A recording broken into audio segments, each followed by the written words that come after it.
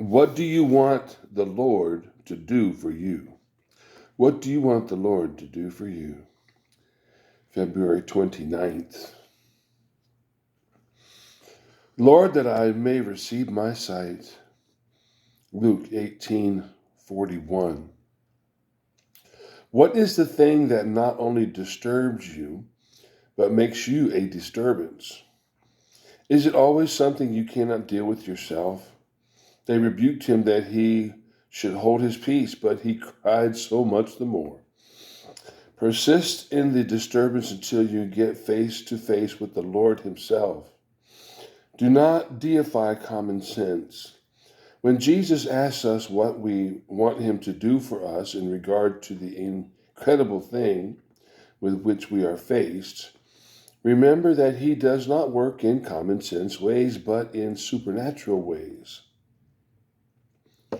Watch how we limit the Lord by remembering what we have allowed him to do for us in the past. I always fail there, and I always shall. Consequently, we do not ask for what we want. It is ridiculous to ask God to do this.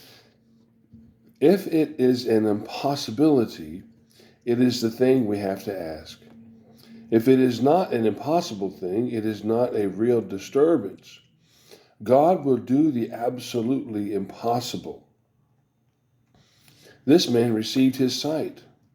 The most impossible thing to you is that you should be so identified with the Lord that there is nothing of the old life left. He would do it if you ask him. But if you have to come to the place where you believe him to be almighty, but you have to come to the place where you believe him to be almighty. Faith is not in what Jesus says, but in himself. If we only look at what he says, we shall never believe.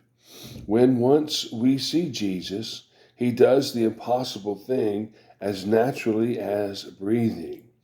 Our agony comes through the willful stupidity of our own heart.